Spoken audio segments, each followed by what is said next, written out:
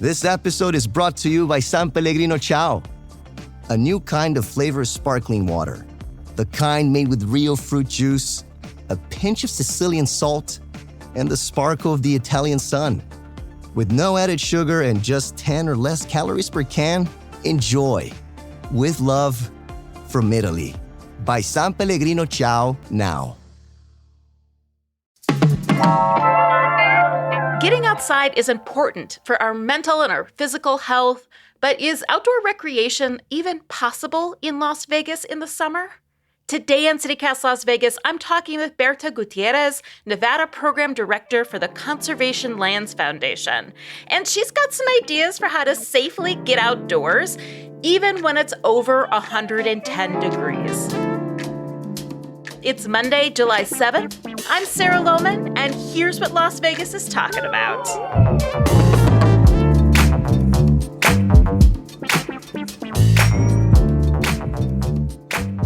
Bertha, you are a big advocate of getting people outdoors to enjoy nature. We all know that has all sorts of benefits for our health, right?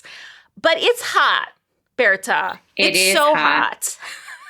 The other day, I was standing around going between my car and a restaurant. I went in and I was like, oh, I think I got burned. And I was just waiting to cross the street.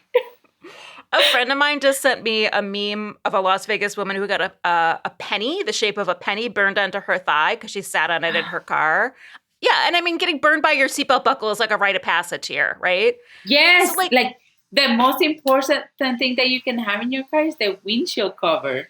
You can't live without that. So, we all know what this weather is like right now and will be through September. So, are you getting out? Are you getting outdoors around Vegas this summer? Yes. How? And I think, it's important to, know how. Mm. And also, sometimes it's just about redefining what that looks like, Yeah. People that live in the desert, we know that summer slows us down and that's fine. Yeah. And maybe we have to do things really early in the morning or in the evening after the sun has gone down.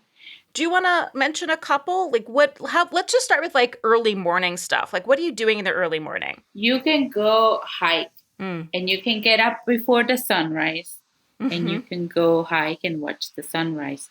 Here's another thing. If you're a hiker, you don't need to be hiking the same amount, right? You don't need to go and put 2.5 hours. You can just go for a little bit. I think what counts is to go outside and be in nature. So you can go hiking. You can just also go watch the sunrise with a cup of coffee and a donut, right? You can go to Mount Charleston. The earlier that you go at Mount Charleston, it's just going to be better, right? You're going to find parking a little more easy. You're going to be on the trail. You're going to see less people. Another fun activity that you can do early morning is go bird watching. And there's a couple of groups that you can do that with. There's Red Rock, Audubon, and there's other groups that will create opportunities where you can go bird watching. That's the Wetlands Park. You can go bird watching at the Henderson Bird Viewing Preserve. Clark County Parks and Recreation may have some activities to do outdoors too. Bird watching is not my thing, but it is somebody's thing, right? I want to mention too that the Henderson Bird Viewing Preserve isn't even open past noon right now. It is for the early morning bird watchers. There's lots of shade. I know bird watching isn't your thing, so I won't ask you your favorite bird watching spots. But I do really love the idea too that some of getting outdoors in the summer is just about adjusting our expectations, that maybe we're not going to do the 8-mile hike, in this heat. Maybe it's okay to just be out for 30 minutes. And thank you for the permission to bring my hiking donut with me. So what are some of your favorite trails down here in the valley to watch the sunrise? Do you have any? I really love to watch the sunrise from the parking lot that is at the exit of the Red Rock Canyon scenic loop. You see Mount Wilson and those Red Rock Canyon iconic mountains. You see them basically get washed, covered in this beautiful orange light. It is one of my favorite things to do. Doesn't matter if it's winter and summer or whatever, but like it's just so beautiful. And I don't like to get up like super early. And in the summer it's harder because the sun comes out like you have to get up like at 4:30 to go watch this because the sun gets up so early. But it is so beautiful.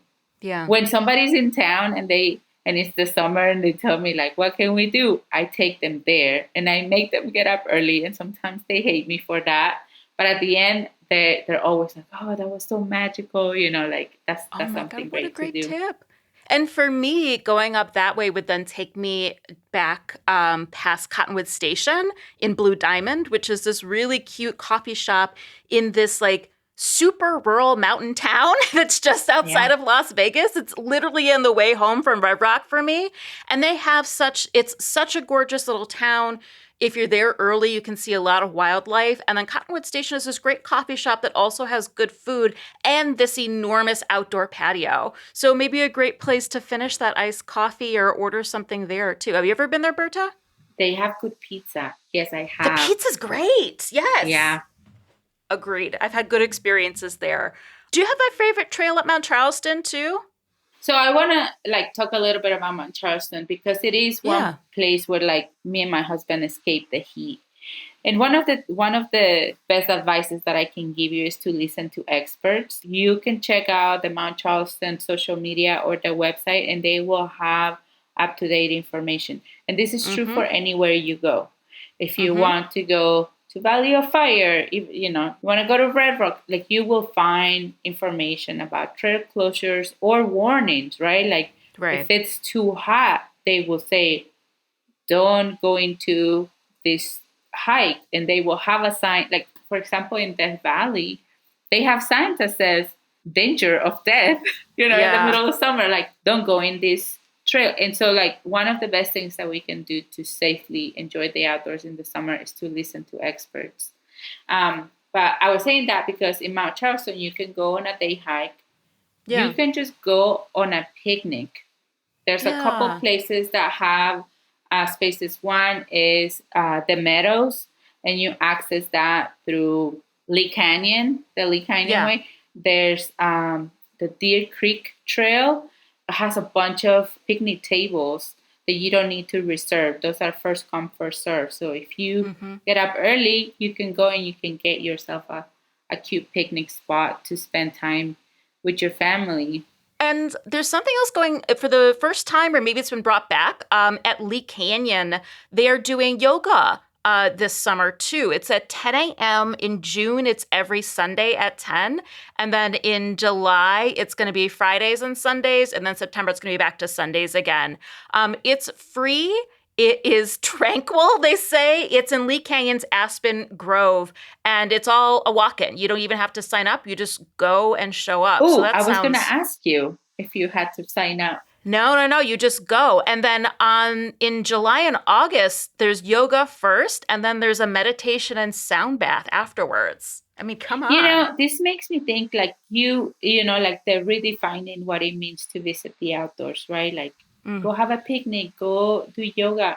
You can also just go with a book to your local park at the end of the day. And that is still going to be good for you, right? For your mind and your body.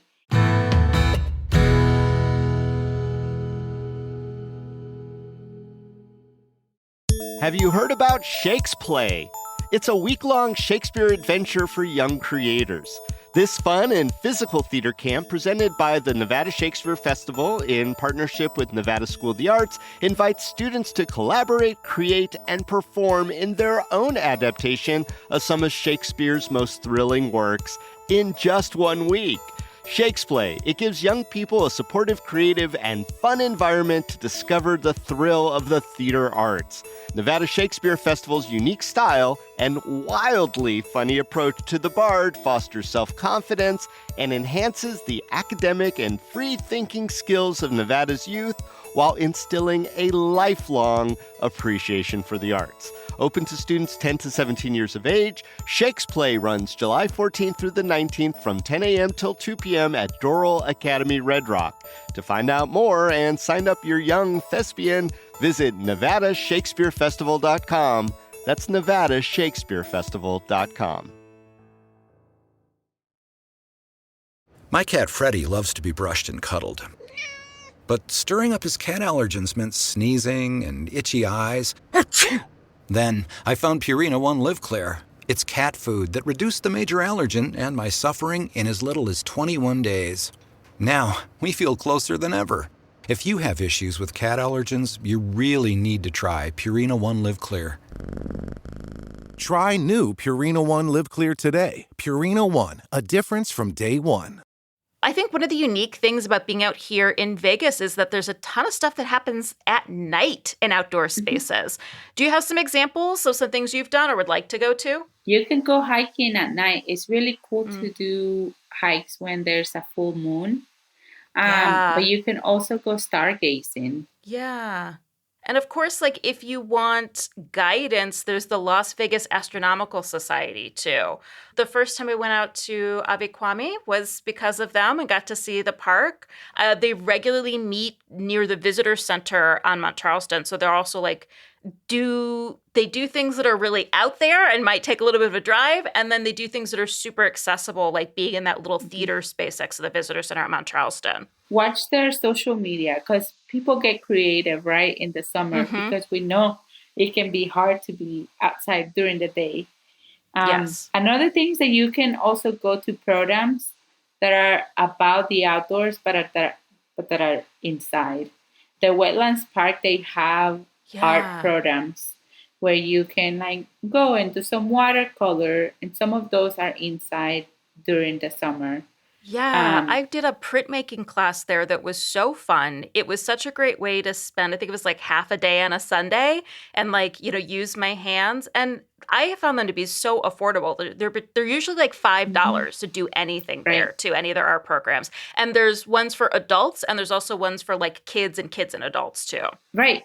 And they also do night and early morning hikes, and they usually theme them around animals. So at night, like sunset and early evening, they do a bat hike and you go bat sighting. I haven't done that one yet, but I definitely will because I've already done the beaver walk, which you have to get up at I had to get up at 4:45 in the morning to get there, and I live 10 minutes away. But it was really, really cool. It's just very special to be in the park so early when it's so quiet. And there were snacks and coffee and tea, too, to wake you up. We didn't see any beavers that morning, but we got to see all kinds of signs of beavers, including some very sweet, wet beaver tracks on the pavement. So beaver had just been there. So I highly recommend. Again, it's all $5. It's just so fun. I think that would be super cool to do a bat walk. I've never done that. I also saw, too, that Ice Age Fossil State Park, which is kind of our newest state park, they have a lot of sunrise and night hikes going on, too. And those are around different themes and different trails that go. I mean, the visitor center up there is amazing and always worth a visit. It's so much fun, and I think it was $3 to get in. More than $3 worth of fun for sure. But the hikes are led with a ranger and also seem like a great opportunity to get out there, too. Bertha, we asked about your sunrise experiences. Do you have a favorite place to go stargazing? I do love Avikwame for stargazing because you get to Avikwame and you basically have the McCullough Mountains that are kind of blocking the Vegas glare. So that is my favorite place that is nearby. That's like an hour and 15 minutes away. And you can already see a much darker sky. I used to go to Red Rock for night sky events, but it's gotten so busy at night that it's hard for your eyes to adjust. Because that's one thing, right? Like you don't want a lot of light. If you're stargazing, you don't want a lot of light. People have their flashlights. They're turning on their car lights and driving away. Yeah. So right now at Avikwame. Oh, yeah. And people can go camp there at Avikwame. And it's free, but there's no facilities. So there's no facilities. Pack it in, pack it out. Basically, I think we've talked about this before, is that you just have to go out and survive it and figure it out and get creative and as you said, pack it all out, including the nasty beats. You also can go on the trails that are outside of the Red Rock Loop if you want to do a night hike. You should just not go alone. Yeah. Like you always want to, especially those kind of like night hikes, you want to do them in groups, right? So let's talk about safety, because you already mentioned if you're going on a night hike, please don't go alone. Like why? Don't No, do it. why? Don't be a hero. I mean, I get it, the quiet, but Still, you can ask your friend to Yeah. have a quiet hike. I have done that, and it's You fine. can ask your friend to shut up. I thought that's what you were going to say. Exactly. I mean, I'm usually the one that's getting that request. So, but that's how it Yeah, or goes, I but make the that is request, and I'm fine. like, ooh, look at that. Ooh, look at that. All right, but let's talk about safety, about getting outdoors, even if it's early in the morning and at night. What are some of the safety considerations that we need to keep in mind? It's important to let somebody know where you're going. Mm-hmm. If something were to happen to you, you want somebody to know that you're out there and where you are if you need to go get rescued. Because something that's very serious is heat stroke. But ways to avoid that is, as we said, go early in the morning or go towards the end of the day when the sun is setting so that you don't have that direct sun on you. Otherwise, go places where it's going to be shaded in the afternoon. There's a whole side of Red Rock Canyon inside of the scenic loop that it gets shaded in the afternoon. So you can go and hike, and it's going to be just fine because you're going to be hiking in the shade because the sun's going to be, on the other side of the mountain. One of the things that is super important all the time, but especially in the summer, is to take enough water. Right. And that is a lot of water. Just take a lot of water with you. Put more in your car for when you come back. Yes. Electrolytes, coconut water. Yes, take some electrolytes. They Those sell little packets. these little packets, right? So you do want to have enough water. You want to have electrolytes. You want to have snacks. You want to have a hat and sunscreen. You want to have sun protection. And I think the most important thing is to, as I said earlier, like listen to experts. If you get there and there's a big sign warning you to not go in and hike, then adjust your plans. Because it's better to do that than to say, no, I can do it. And then find out that you couldn't. Right? Yeah. So it's okay. I think that flexibility is important. So what are some of the signs of heat exhaustion or heat stroke? And what do we do if someone has those symptoms? The very first thing that's going to happen, that is a red flag, is if you get thirsty. Like once you get thirsty, in like over here, if you're thirsty, that means you're already dehydrated. And so that's going to be the first thing. So if you start getting thirsty and you have already drank all your water, turn around immediately. Tell whoever you're with so that they can, if they have anything extra, they can give you that. But that's the first sign. But there's other things like you get dizzy, you get lightheaded, you get really hot and you feel like you're going to faint and then you faint, right? And so all of that, you don't even want to get there. So I think like watching how much water you have and your thirst level, that's what you want to watch for, because past that it gets serious. It gets really serious. Yeah. This was like a September. It was around September. I had a friend visiting and I took my friend to the Red Rock Loop. And there's a man that looked like he was a runner. He had like running clothes. He had a hat. He looked like very sporty. And he came up to me and he said, "I'm sorry, do you have any water? I came here for a run and I think I'm dehydrated." And I saw him and I was like, this man's gonna pass out. And I always have, I always have a little first aid kit with me that has electrolytes. Yeah, same. Extra electrolytes, like powder electrolytes for emergencies. This is on top of what I already take for myself. And I always have extra water in my car. Same. And so I was like, oh my gosh, hold on. I do have water. And he asked me for a snack. So he was like he was feeling weak. I had him sit down. And then he started telling me that he went out running on the loop and he ran farther than he had water for. And this is important. If you see somebody in an emergency, don't let them continue alone. Like this man was on his own.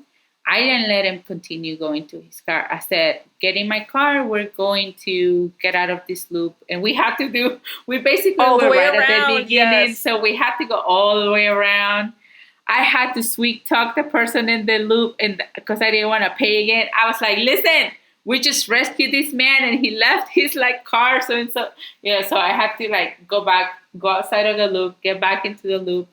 But that's the right thing to do. Don't leave them. Yeah. Don't leave them. If someone is exhibiting signs of heat exhaustion, you want them to have liquid, you want them to have electrolytes, and you want to cool them down too. You want to cool them down. Fans, or put them in your car and blast the AC. That's really key to bring their temperature down as well as to restore those electrolytes. And I think it's great advice to have some emergency supplies in your car. Water, electrolytes, first aid kit. I keep flat fix with me. The spray can, if your tire bus can get you out of a remote location at least. I keep jumper cables in my car. And I keep dry socks, a hoodie, and a blanket too. So that is super smart. Yeah. Well, Bertha, thank you so much for not only all this fun advice, but all of these really good tips to stay safe out there too. Thank you for having me.